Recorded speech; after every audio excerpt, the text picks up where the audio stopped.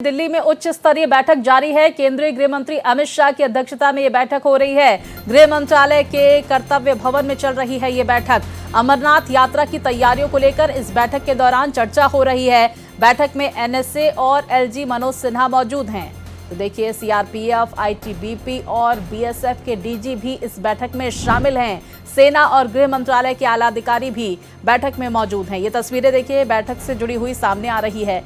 अमरनाथ यात्रा का अगले महीने आगाज होने वाला है और ऐसे में यात्रियों की सुविधाओं को लेकर, सुरक्षा को लेकर मंथन का दौर देखा जा रहा है। दिल्ली में ये उच्च स्तरीय बैठक केंद्रीय गृह मंत्री अमित शाह की अध्यक्षता में इस वक्त जारी है। तो तैयारियों को लेकर, सुरक्षा व्यवस्था को लेकर मंथन किया जा रहा है। गृह मंत्रालय के कर्तव्य भवन में ये मीटिंग अमरनाथ यात्रा की तैयारियों को लेकर चर्चा हो रही है। एनएसए और एलजी भी इस बैठक में मौजूद हैं। सीआरपीएफ, आईटीबीपी और बीएसएफ के तमाम अधिकारी मौजूद हैं। सेना और गृह मंत्रालय के आला अधिकारी वहां पर मौजूद हैं। तो देखिए, जिस तरह से अमरनाथ यात्रा का आगाज होने वाला है और ऐसे में यात्रियों की सहूलियत को ध्यान में रखते हुए श्रद्धालुओं को किसी भी तरह की दिक्कत ना हो, शांतिपूर्ण तरीके से ये धार्मिक यात्रा संपन्न हो, इसको लेकर मंथन का दौर देखा जा रहा है। क्योंकि देखिए, लगातार जम्मू कश्मीर में जो आतंकी हैं, तमाम घटनाओं को अंजाम देने की फिराक में रहते हैं। मेरे वरिष्ठ सहयोगी कृष्ण मोहन हमारे साथ जुड़ गए हैं। कृष्ण मोहन, क्या जानकारी इस बैठक से जुड़ी सामने आ रही है? जो बैठक बुलाई गई है बेसिकली अमरनाथ यात्रा की शुरुआत को लेकर, तैयारियों को लेकर कि कैसे इसको संपन्न कराया जाए, और साथ साथ इसमें कई इशू हो जाते हैं। एक तो सिक्योरिटी का इशू है, दूसरा जो है वो सेफ्टी का इशू है, तीसरा कि अगर किसी भी तरीके से वहाँ पे क्लाइमेट कुछ ऐसा चेंज होता है तो हम कैसे उसको मैनेज करेंगे, तो उसमें एनडीआरएफ का भी इन्वॉल्वमेंट हो जाता है। तो बेसिकली एक कोऑर्डिनेटेड अटेम्प्ट था जिसमें मनोज सिन्हा जी को भी बुलाया गया था, हमारे एनएसए भी थे, गृह मंत्री थे, तमाम अधिकारी, होम सेक्रेटरी थे इसमें।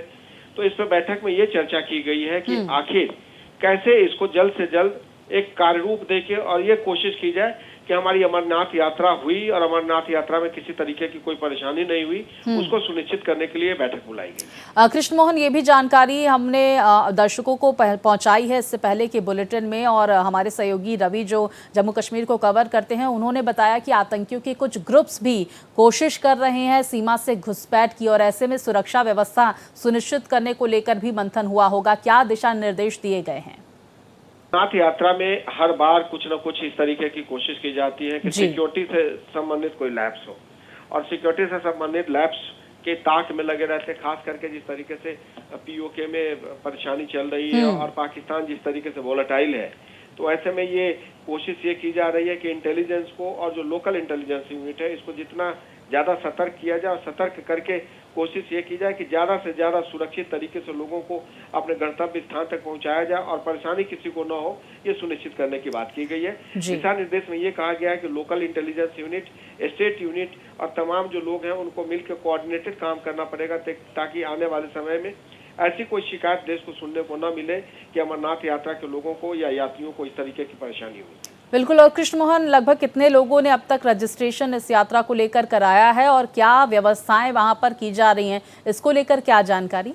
इसके लिए कोटा फिक्स होता है, इसके लिए कोई ऐसा नहीं है कि आप बल्क में आप कराएंगे। हर किसी का कोटा होता है कि हज कोटा से इतने लोग, कि यहाँ से उत्तर प्रदेश से इतने जाएंगे, अपने जम्मू से इतने जाएंगे, सब जगह से। और एक कोऑर्डिनेटेड, इसमें करीब 3 महीने पहले से इसकी प्रक्रिया शुरू होती है।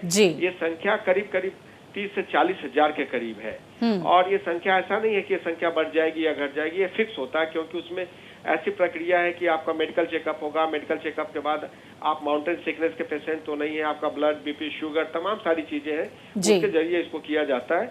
और कोशिश यही की जा रही है कि यात्रा सफल और सुगम हो, उसके लिए जैसे भी सरकार को कोशिश करनी है वो कोशिश करें।